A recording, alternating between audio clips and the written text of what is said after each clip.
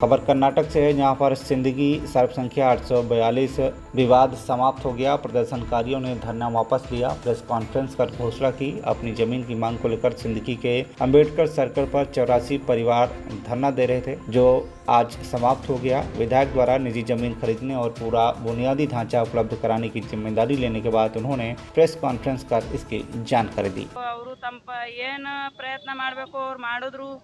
ಮಾಡಿದ್ರು ಅವ ಅವ್ರಿಗೆ ಇದು ಆಗಲಿಲ್ಲ ಆಗ್ಲಾರ್ದಂಗ ನಮ್ಮ ಮನೆಗಳು ಹೋದ ಬಳಕ ನಾವು 14 ದಿವಸ ತನಕ ಇಲ್ಲಿ ಕೂತ ಬಳಕ ಅವ್ರಿಗೇನು ಅನುಕಂಪ ಬಂದ ಕೇಸಿಂದ್ರ ನಮಗೆ ಸಹಾಯ ಮಾಡ್ಯಾರಿ. ಮಾಡಿ ಕೇಸಿಂದ್ರ ನಮ್ಗೆ ಅಲ್ಲಿ ಒಂದು ಜಾಗ ತೊಗೊಳಕ್ಕೂ ಒಂದು ಸ್ವಲ್ಪ ಸಹಾಯ ಮಾಡ್ಯಾರ. ಮತ್ತು ಆಮೇಲೆ ನಮಗೆ ಏನು ಸೌಕರ್ಯ ಬೇಕು ಎಲ್ಲ ಮಾಡಿ ಕೊಡ್ತೀನಿ ಅಂತ ಹೇಳಿ ಕೇಸಿಂದ್ರ ನಿನ್ನೆ ರಾತ್ರಿ ಬಂದು ಹೇಳಿ ಮತ್ತು ಜವಾಬ್ದಾರಿ ಹೊತ್ಕೊಂಡಾರಿ. ಮತ್ತು ರೋಡ್ ಗಟಾರ ನಮಗೆ ಲೈಟಿನ ವ್ಯವಸ್ಥೆ ಎಲ್ಲ ನೀರಿನ ವ್ಯವಸ್ಥೆ ಎಲ್ಲ ಮಾಡಿ ಅಂಗನವಾಡಿ ಮಾಡ್ತೀನಿ ಅಂದಾರಿ. ಮತ್ತು ಸಬ್ಸಿಡಿ ಲೋನ್ ಹಾಕಿ ಕೊಡ್ತೀನಿ ಅಂದಾರ. ಅದಕ್ಕಾಗಿ ನಾವು ಒಪ್ಕೊಂಡಿವ್ರಿ. ನಮ್ಮದು ಇದು ಹಿಂದೆ ತೊಗೊಳಕತ್ತೀವಿ ನಾವು. ಹಾಗಾಗಿ ಈಗ ಅದು ಇನ್ನೂ ಕೋರ್ಟಿಂದ ಕ್ಲಿಯರ್ ಆಗಿಲ್ಲ. ಕೋರ್ಟಿಂದ ಯಾವ ಹಂತದೊಳಗೆ ಕ್ಲಿಯರ್ ಆಗಿದೆಯಪ್ಪ ಅಂತಂದ್ರೆ ಸುಪ್ರೀಂ ಕೋರ್ಟ್ ಆದೇಶ ಏನಿದೆ ಅದನ್ನು ಅಧಿಕಾರಿಗಳು ಕ್ಲಿಯರೆನ್ಸಿ ಮಾಡಿದ್ದಾರೆ. ತದನಂತರ ಆ ಖಾಸಗಿ ವ್ಯಕ್ತಿ ಇನ್ನೂ ಕ್ಲಿಯರೆನ್ಸಿ ಮಾಡ್ಕೊಂಡಿಲ್ಲ ಆಸ್ತಿ. ಅವರು ಯಾವ ವಿಚಾರಕ್ಕೆ ಕೋರ್ಟಲ್ಲಿ ಇನ್ನೂ ಡೇಟ್ ಇದೆ ಗೊತ್ತಿಲ್ಲ. ಅದನ್ನು ಕ್ಲಿಯರ್ ಆದ ತಕ್ಷಣ ಅದನ್ನು ಏನು ಸರ್ವೆ ಮಾಡಿಸುವಂಥ ವ್ಯವಸ್ಥೆ ಆಗಿರೋದು ನಾವು ಪ್ರಯತ್ನ ಮಾಡಿ ಅದನ್ನೇನು ತನಿಖೆ ಮಾಡಿಸ್ತದೆ ಹೇಳಕ್ಕೆ ಒಂದು ಭರವಸೆಯನ್ನು ಕೊಟ್ಟಿದ್ದಾರೆ ಸರ್. ಹಾಂ, ಎಲ್ಲರ ಒಪ್ಪಂದ ಮೇರೆಗೆ ಮತ್ತು ಶಾಸಕರು ನಾವು ಒಪ್ಪಂದದ ಮೇರೆಗೆ ಸರ್ ಇಲ್ಲಿ ಒತ್ತಡ ಅಂತಕ್ಕಂಥ ವಿಚಾರವೇ ಬರಲ್ಲ ಸರ್. ಶಾಸಕರು ನಾವು ಅದೇ ಸ್ಥಳ ಬೇಕು ಅಂತ ಒಂದು ವಿಚಾರವನ್ನು ಭದ್ರವಾಗಿ ಇದ್ದೇವೆ ನಾವು. ಇದು ನಮ್ಮ ಹಂತದೊಳಗಿತ್ತು.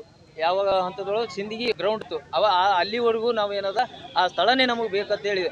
ಈಗ ಆ ಆಸ್ತಿ ವಿಚಾರವಾಗಿ ಸರ್ಕಾರದ ಲೆವೆಲಿಗೂ ಸರ್ಕಾರ ಗಮನ ಸೆಳೆಯುವಂಥ ವ್ಯವಸ್ಥೆ ಆದ ನಂತರ ನಾವು ಆಸ್ತಿ ವಿಚಾರವಾಗಿ ಕೈ ಬಿಟ್ಟಿದ್ದೀವಿ, ತಾತ್ಕಾಲಿಕವಾಗಿ ಕೈ ಬಿಟ್ಟಿದ್ದೀವಿ.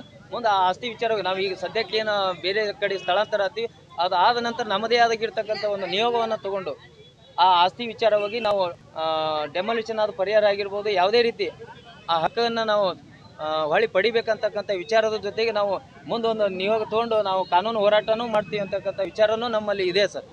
ಅದಕ್ಕೆ ಎಲ್ಲರ ಸಹಮತನೂ ಸಹಿತ ಇದೆ ಸರ್. ಶಾಸಕರು ಹೇಳಿದ್ರು ನಿಮ್ಮ ಏನು ಸುತ್ತ ಪರಿಹಾರ ಏನು ಬೇಕು ವೈಯಕ್ತಿಕವಾಗಿ ಅವ್ರು ಕೊಟ್ಟರು ಸರ್. 30 ಲಕ್ಷ ರೂಪಾಯಿ ಪರಿಹಾರ ನಿರಾಶ್ರಿತರಿಗೆ ಕೊಟ್ಟಾರ.